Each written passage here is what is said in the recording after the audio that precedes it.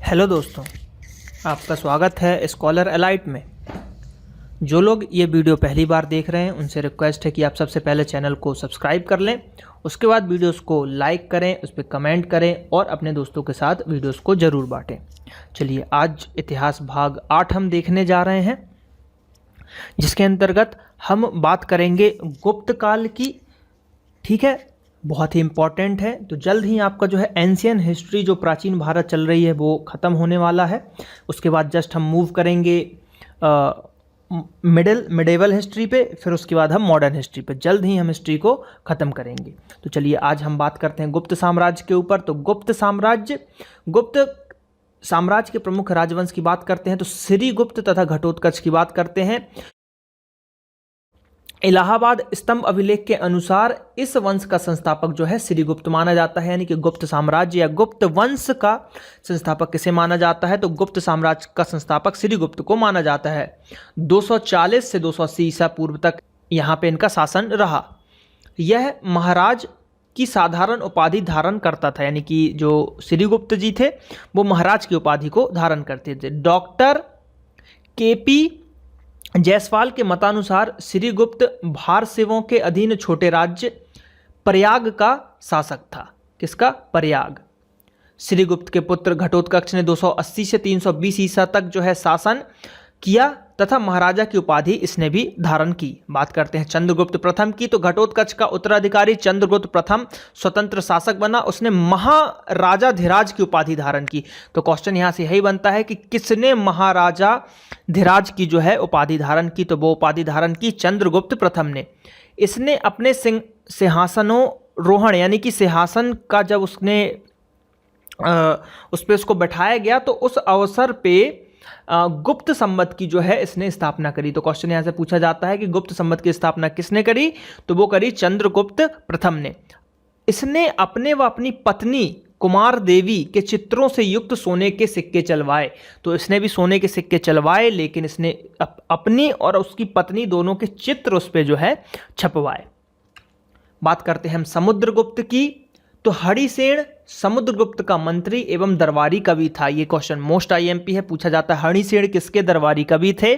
तो समुद्रगुप्त के दरबारी कवि थे, जिसके द्वारा रचित प्रयाग प्रशस्ति से समुद्रगुप्त के राज्यरोहण, विजय, साम्राज्य विस्तार आदि के विषय में उपयोगी जानकारी मिलती है। ठीक है, समुद्रगुप्त से की जो जानकारी यहां से मिलती है प्रयाग प्रशस्ति के से। वह महान विजेता था तथा उसे भारत का नेपोलियन भी कहा जाता था। यानी कि समुद्रगुप्त की बात चल रही है तो एक वो भारत का नेपोलियन उसे कहा जाता था।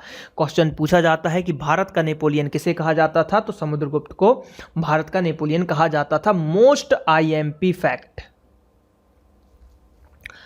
इसने आर्यवत उत्तर भारत के 8 राजाओं तथा दक्षिणापथ यानी कि दक्षिण भारत के 12 राजाओं को पराजित किया था समुद्रगुप्त ने।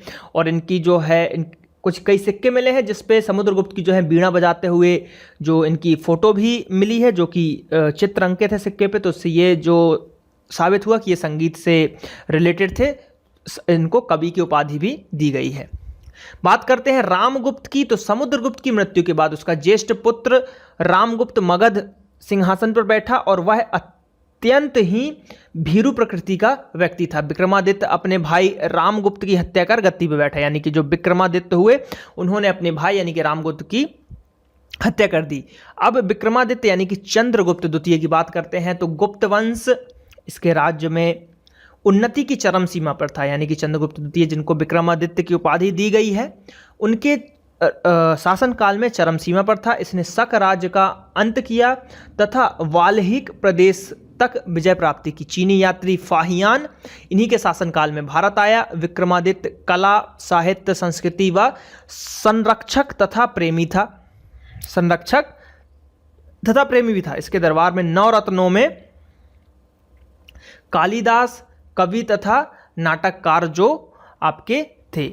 तो यहाँ पे हमने देखा कि इसके जो दरबारी कवि थे वो कौन थे? कालिदास जी इनके दरबारी कवि थे और नाटककार थे, 9 रत्नों में से एक। बात करते हैं हम कुमारगुप्त प्रथम की। तो कुमारगुप्त के शासनकाल में के अंतिम वर्षों में हूणों के एक सहयोगी पुष्यमित्र का गुप्त साम्राज्य पर आक्रमण हुआ। कुछ समय के लिए गुप्त साम्राज्य अत्यंत दयनीय अवस्था में चला गया था, किंतु कुमारगुप्त ने अदम्य साहस और सैन्य क्षमता की बदौलत गुप्त साम्राज्य को बचा लिया और इसी के शासनकाल में नालंदा विश्वविद्यालय की स्थापना जो है की गई थी। तो क्वेश्चन पूछा जाता है कि नालंदा विश्वविद्यालय की स्थापना किसके द्वारा की गई, तो कुमारगुप्त ही आंसर चाहता है और आपको यही आंसर लगाना है। बात करते हैं हम स्कंदगुप्त की। तो स्कंदगुप्त राज्यारोहण के शीघ्र बाद स्कंदगुप्त को हूणों का सामना करना पड़ा। किसका सामना करना पड़ा? हूणों का सामना करना पड़ा, जिन्होंने यूरोप तथा एशिया में आतंक मचा के रखा था। बात करते हैं, उन्होंने गांधार पर अधिकार कर गुप्त साम्राज्य को चुनौती दी। स्कंदगुप्त ने पारिस्थितिकता का जो है गंभीरता से सामना किया तथा हूणों को बुरी तरह से पराजित कर दिया। किसने? स्कंदगुप्त ने। इस उपलब्धि के बाद उसने अपने दादा की तरह विक्रमादित्य की उपाधि को धारण किया, यानी कि स्कंदगुप्त ने भी विक्रमादित्य की उपाधि धारण की। इसके काल में सौराष्ट्र के सामंत यानी कि गवर्नर पर्णदत्त ने प्रसिद्ध सुदर्शन झील की मरम्मत कराई, यानी कि इसने भी जो है सुदर्शन झील की मरम्मत कराई। और इसके पहले भी हमने देखा था पिछले पार्ट में कि सुदर्शन झील की जो मरम्मत किसने कराई थी? रुद्रदामन ने कराई थी। इसके बाद के शासकों में कोई इतना सामर्थ्यवान नहीं निकला जो हूणों का सफल सामना कर सकता था तथा राज्य को विखंडित होने से रोकता। तो इसके बाद जो है इनका साम्राज्य समाप्त होता चला गया। बात करते हैं हम प्रशासनिक व्यवस्था की। तो राजा की बात करें तो राजा शासन का जो है अध्यक्ष होता था, वह मंत्रियों की सहायता से राज्य धर्म के अनुसार शासन करता था। इसके राज दरबार में महामंत्री, महाबलाधिकृत, महादंडनायक, महाप्रतिहार, संधि विग्रहिका, चक्रवर्ती, सम्राट परमेश्वर, कुमार मत्था नामक प्रमुख अधिकारी जो है होते थे। सैन्य विभाग की हम बात कर लेते हैं तो केंद्र में मुख्य विभाग जो है सैन्य का था। संधि विग्रह सेना का मुख्य अधिकारी होता था। संधि विग्रहिक सेना का मुख्य अधिकारी होता था। इसे संधि और युद्ध करने का अधिकार प्राप्त था। उसके अधीनस्थ सैन्य अधिकारी की जो बात करते हैं, उसके अधीनस्थ जो सैन्य अधिकारी थे महासेनापति अथवा महादंड नायक, बलाधिकृत अर्थात सैनिकों की नियुक्ति करने वाला, ये लोग जो है सैन्य विभाग के अंतर्गत आपके आते थे। बात करते हैं हम न्याय विभाग की बात कर लेते हैं। तो न्याय विभाग में न्याय व्यवस्था सबसे श्रेष्ठ थी इनकी। दंड व्यवस्था कठोर नहीं थी, किसी को भी मृत्युदंड नहीं दिया जाता था। Most IMP fact. देशद्रोही अथवा चोरों के हाथ काट दिए जाते थे। सम्राट न्याय विभाग का सर्वोच्च अधिकारी होता था, उसका निर्णय अंतिम माना जाता था, यानी कि राजा का निर्णय अंतिम माना जाएगा। अर्थव्यवस्था की बात कर लेते हैं तो उसके अंतर्गत व्यापार को देखते हैं। तो इस युग में व्यापार उन्नत अवस्था में था। राष्ट्रीय और अंतर्राष्ट्रीय दोनों प्रकार के व्यापार प्रचलन में थे। व्यापार जल एवं थल दोनों मार्गों से होता था। पेशावर, भड़ौच, उज्जैनी, वाराणसी, प्रयाग, पाटलिपुत्र, मथुरा, ताम्र तथा वैशाली, ये भी बिहार के अंतर्गत आता है, आदि व्यापार के प्रमुख जो केंद्र माने गए थे। बात करते हैं हम कृषि की बात करते हैं तो इस युग में कृषि क्षेत्र में भी उन्नति हो रही थी, जैसे कि गेहूं, चावल, ज्वार, बाजरा, कपास, सुपारी, नील, जूट, तिलहन, फल, तरकारी तथा विभिन्न प्रकार के मसालों की भी खेती जो है इस युग में जो फेमस हुई। बात करते हैं हम सामाजिक स्थिति की। तो सामाजिक स्थिति है, धर्म के अंतर्गत बात करते हैं तो गुप्त युग धार्मिक विकास के लिए भी विख्यात था। वर्तमान में प्रचलित हिंदू धर्म के स्वरूप का निर्माण इसी युग में हुआ। इस युग में सम्राट हिंदू धर्म के अनुयायी थे और विष्णु इनके इष्ट थे। तो क्वेश्चन पूछा जाएगा कि विष्णु जो या गुप्त काल के इष्ट देव कौन थे, तो विष्णु थे, ये आपको याद रखना है। स्त्रियों की दशा की बात करते हैं तो गुप्त युग में स्त्रियों की दशा जो है श्रेष्ठ नहीं थी। उन्हें संपत्ति का अधिकार प्राप्त नहीं था। बाल विवाह प्रथा को बढ़ावा मिला इसी युग में। यद्यपि स्त्री शिक्षक का विवरण मिलता तो है, लेकिन स्त्रियों का स्वतंत्र जीवन नहीं था, उन्हें सदैव संरक्षण की आवश्यकता थी। अतः यह कहा जा सकता है कि स्त्रियों की स्थिति पहले की अपेक्षाकृत निम्न हो गई थी। कब? गुप्त काल के अंतर्गत। बात करते हैं गुप्तकालीन कलाओं की। तो कला के अंतर्गत देखते हैं तो गुप्त युग शांति, समृद्धि एवं चतुर्मुखी विकास का युग था। कुछ इतिहासविदों ने इस युग की ऑगस्टन युग तथा पेरिकलियन युग से तुलना की है। भारतीय इतिहास में इस युग को स्वर्ण युग के नाम से भी जाना जाता है। तो क्वेश्चन पूछा जाता है कि स्वर्ण युग के नाम से किसको जाना जाता है, तो गुप्तकालीन को स्वर्ण युग से जो है जाना जाता है। इस युग में कला, विज्ञान, साहित्य, वास्तुकला आदि के क्षेत्रों में जो है आशातीत यानी कि आशा से ज़्यादा विकास हुआ है। उच्च कोटि की शासन व्यवस्था स्थापित की गई। व्यापार, कृषि उद्योग की जो है उन्नति इस काल में हुई। मूर्तिकला की बात करते हैं तो इस युग में गांधार प्रभाव से मुक्त हो भारतीय कला अपने विशुद्ध रूप में प्रकट हुई। बहुतायत में देवी देवताओं की मूर्तियों का निर्माण हुआ। विष्णु, शिव, पार्वती, ब्रह्मा, बुद्ध और जैन तीर्थंकरों की मूर्ति का निर्माण हुआ। देव मूर्तियों में अलंकृत प्रभामंडल, झीने वस्त्र, मुद्रा तथा आसन कला की दृष्टि से प्रशंसनीय है। भगवान शिव के एक मुखी व चतुर्मुखी शिवलिंग का निर्माण सर्वप्रथम गुप्त कालीन में ही हुआ। तो ये क्वेश्चन पूछा जाता है कि चतुर्मुख शिवलिंग या एक मुखी शिवलिंग का निर्माण किस काल में हुआ, तो वो जो है आपका इसी काल में हुआ जो कि है गुप्त काल। बात करते हैं हम चित्रकला की। तो चित्रकला का जो विकास है उसकी जो चरम सीमा को प्राप्त कर चुकी थी इस काल में। स्वाभाविकता, लावण्य, सजीवता आदि इस युग की जो है चित्रकला के प्रमुख आपके गुण थे। चित्रों के विषय 3 प्रकार के हैं, जैसे कि प्रथम प्रकार में पशु पक्षी, पेड़ पौधे, फूल पत्तियां आदि के चित्र, द्वितीय प्रकार में मनुष्यों तथा तीसरे प्रकार में जातकों की कहानियों का उत्कृष्ट चित्रण है।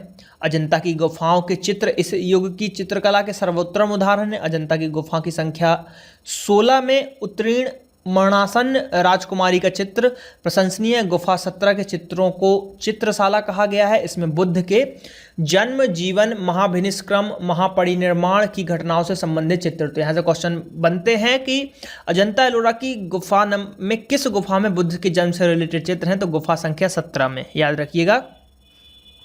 बात करते हैं अगले पॉइंट की। तो ग्वालियर के समीप बाघ नामक स्थान पर स्थित विंध्य पर्वत को काटकर बाघ की गुफाएं बनाई गई हैं। इस चित्र का जो इन चित्रों का विषय मनुष्य के लौकिक जीवन से संबंधित है। यहाँ पे वास्तुकला की बात कर लेते हैं। तो वास्तुकला के अंतर्गत इस युग में विभिन्न मंदिर, गुफा, चैत्य विहार, स्तूप तथा अट्टालिकाओं से युक्त वैभवशाली नगरों का जो है यहाँ पे निर्माण किया गया है। बात करते हैं गुप्तकालीन मुद्राओं की बात कर लेते हैं। तो गुप्तकालीन मुद्राओं का जो पर्याप्त विकास जो है इस समय जो गुप्त युग में मुद्राओं का जो है खूब विकास हुआ। निर्मित मुद्राएं बहुमूल्य धातुओं की तथा आकर्षक थी। मुद्राओं पर अंकित मूर्ति तत्कालीन सम्राटों की मनोवृत्ति को स्पष्ट करती थी। इस युग में सोने व चांदी की मुद्राओं का निर्माण हुआ। चंद्रगुप्त प्रथम के सिक्कों पर चंद्रगुप्त व कुमार देवी के चित्र व नाम थे तथा दूसरी ओर सिंह पर आसीन दुर्गा माता की जो है तस्वीरें दिखाई दी गई गुप्तकालीन के मुद्राओं में। बात करते हैं गुप्तकालीन विज्ञान तथा तकनीकी की। तो बराह मिहिर की बात करते हैं तो यह गुप्तकाल के प्रमुख जो है खगोल शास्त्री थे। इनके प्रसिद्ध ग्रंथ बृहत संहिता तथा पंच सिद्धांतिका, बृहत संहिता के नक्षत्र विद्या, वनस्पति शास्त्र, प्राकृतिक इतिहास, भौतिक भूगोल विषयों पर जो है वर्णन मिले हैं।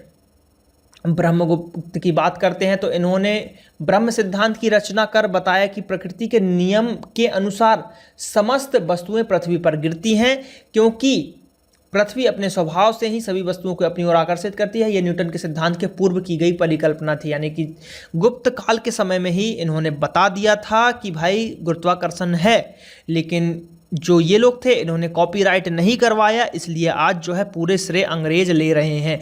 हम अपने वेदों में हर चीज़ अंग्रेजों से पहले बता चुके हैं। अंग्रेज हमारे वेद ही पढ़ के आज जो है हमसे होशियार बनते जा रहे हैं। आर्यभट्ट की बात करते हैं तो यह एक प्रसिद्ध गणितज्ञ थे। इन्होंने दशमलव प्रणाली का विकास किया। आर्यभट्ट ऐसे प्रथम नक्षत्र वैज्ञानिक थे जिन्होंने बताया कि पृथ्वी अपनी धुरी पर घूमती हुई सूर्य के चक्कर लगाती है। आर्यभट्ट ने सूर्य सिद्धांत लिखा था। तो ये देखिए आर्यभट्ट भी सबसे पहले सब कुछ बता चुके हैं और आज हम विदेशों में बोलते हैं कि नहीं यार विदेश वाले हमसे अच्छे नहीं। इंडियन जो हमारी हिस्ट्री है आप उसको पढ़िए, आपको पता चलेगा कि हम कितने आगे हैं या थे और हमेशा रहेंगे। लेकिन आजकल जो है हम पश्चिमी सभ्यता को अपनाते जा रहे हैं, जो कि गलत है। हमें अपनी पुरानी संस्कृति को अपनाना चाहिए। आप संस्कृत सीखिए, फिर उसके बाद वेदों को पढ़िए। मैं बता रहा हूँ जो ऑक्सफोर्ड यूनिवर्सिटी में क्या पढ़ाई होती होगी, जो आप अपने वेदों से ज्ञान हासिल करेंगे। तो आप संस्कृत को सीखिए, फिर अपने वेदों को पढ़िए। ऑक्सफोर्ड यूनिवर्सिटी, कोई यूनिवर्सिटी आपके सामने नहीं टिकेगी ज्ञान के मामले में। चलिए बात करते हैं हम बांगभट्ट की। इन्होंने चिकित्सा के क्षेत्र में है अष्टांग हृदय की जो है रचना की थी। ये देखिए, हृदय की रचना भी उस समय तक हो चुकी थी। धन्वंतरी की बात करें तो ये चंद्रगुप्त विक्रमादित्य दरबार के प्रमुख आयुर्वेदाचार्य एवं चिकित्सक भी थे। तो याद रखिएगा इनको। धन्वंतरी बहुत पूछा जाता है कि धन्वंतरी किससे रिलेटेड है, तो वो चिकित्सा से रिलेटेड है। बात करते हैं गुप्तकालीन साहित्य की। तो गुप्त युग में साहित्य एवं शिक्षा के क्षेत्र में अत्यंत उन्नति हुई। देखिए हिस्ट्री ये जो है इसमें ज़्यादा समझाने वाला टॉपिक नहीं है, इसमें आपको तथ्य जो है आपको याद ही करने पड़ेंगे, इसलिए थोड़ा सा आपको बोरिंग लग सकता है, लेकिन आपको याद तो करना पड़ेगा क्योंकि एग्जाम निकालना है।